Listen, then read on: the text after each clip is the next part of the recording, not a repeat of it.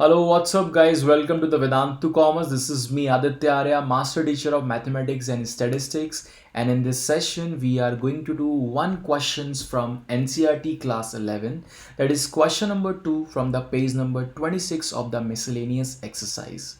From the chapter sets, and the topic will be subsets. If you wanted to have more such videos, show your love, hit the like button, share to your friends, and subscribe, but hit the subscribe button so that you will have notification on time. So every day we are having this release of this video at exactly 6:30 p.m. Now, as I have told you, this question is from the chapter sets, topic subsets. Question is, in each of the following, determine whether the statement is true or false. If it is true, prove it. If it is false, give an example. Now, question number 1, it says X belongs to A belongs to B, and X belongs to B. Guys, सबसे पहले first of all you have to understand the meaning of this belong sign, this subset sign, and this not a subset symbol. We have to understand this. What is the meaning of this? So, A is the subset of B, means A is the element of B. Okay, sorry, A belongs to B means A is the element of B. A is the subset of B, that means all the elements of A are in B also. If A is not the subset of B, that means not all the elements of A. B can have some, but not all the elements of A. So I hope this point is clear. What is belong? This means that all the elements, that element A is in B. This means all the element of A is in B. There is a difference. Okay. Now, understand the first part. Now, in the first part, it is given, what is given, that X belongs to A belongs to B. We have to check whether X belongs to B or not. So, we will take an example. When we are taking the example, we will try to prove it wrong. Okay.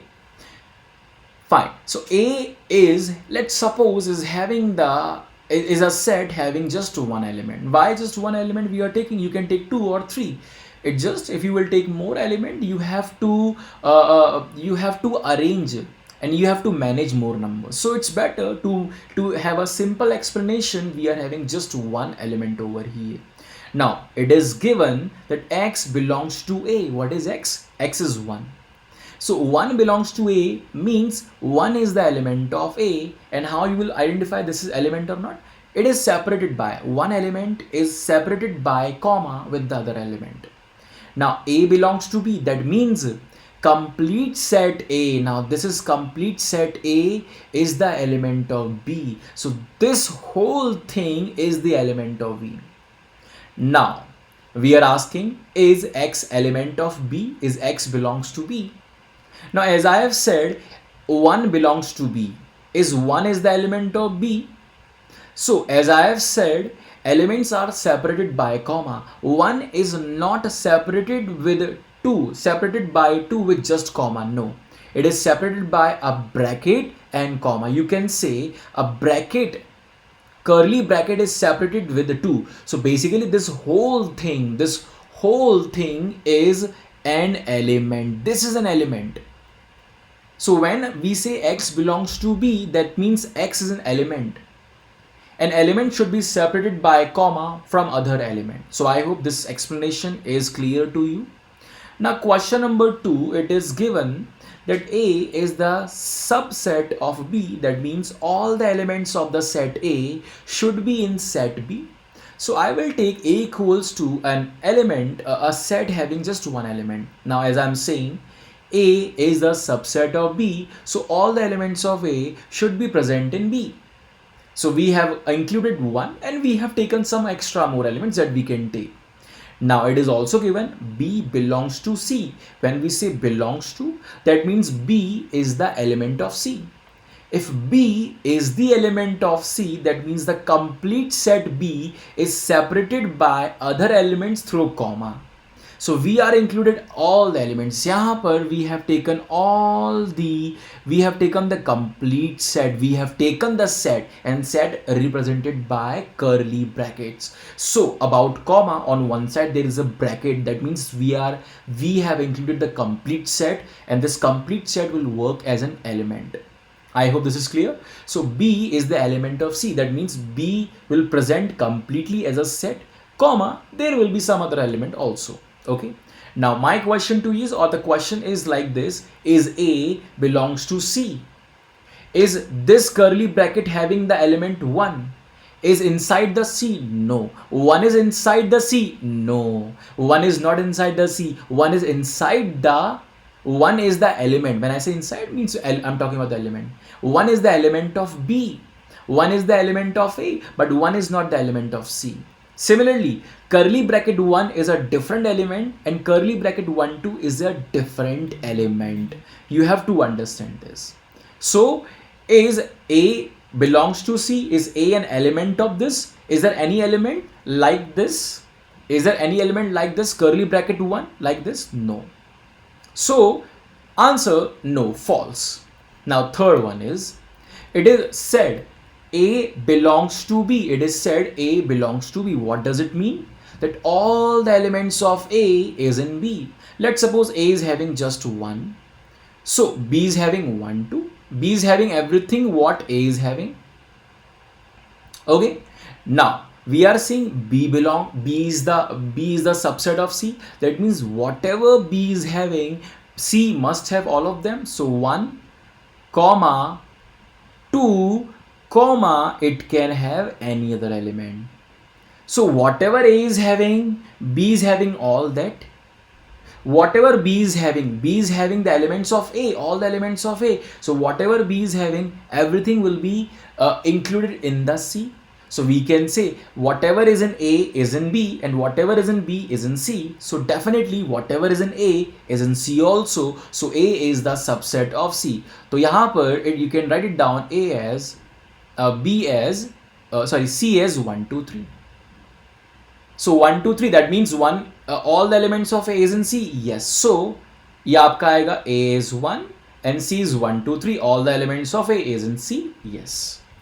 Now, in the next question, you can say, in the next question, A is not the subset of B, B is not the subset of C. Now question is A not a subset of C always? The thing is, when the statement is given, we have to check whether this is always true or not. And if it is not true for even a single case, we will write down false. I repeat, see this statement, if this statement is not true for any one condition, we will say it is false. The last 3 questions that we have solved is with the same pattern for all values or not.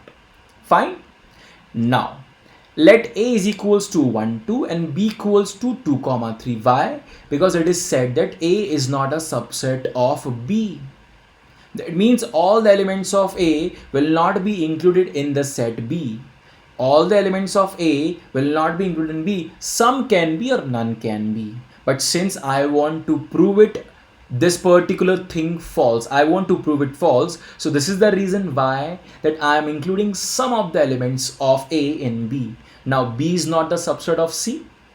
Now over here I'm not including all the elements of B and C, but I want to try to prove it that A is a subset of C. I want to try to prove it. I want to try to prove this wrong. Basically, I'm trying to prove A is a subset of C. So basically, I will try to include 1, 2 in the set C.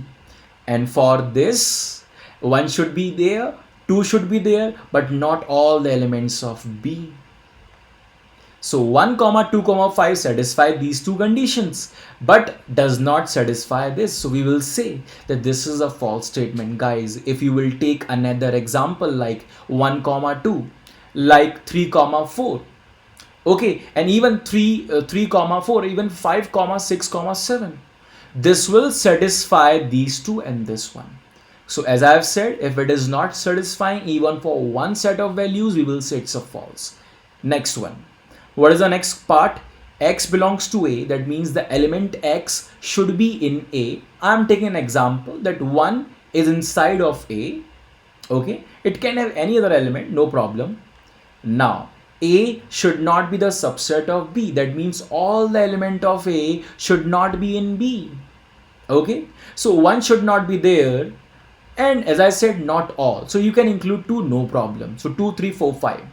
Okay, if you want to take just one element over here, no problem. Like A is the set having just one, no problem with that. Anyway, you will not include all the element. Fine. So now B is 2, 3, 4, 5, satisfying A is not the subset of B which is given. What we have to check? We have to check, is X a element of B? Is X belongs to B? Is 1 belongs to B? Is 1 present in B? Is 1 an element of B? No. So this is false. Now what is given? X belongs to A, X belongs to B. Up over here, what is the question? Let's read it again. Okay, let's read it one more time.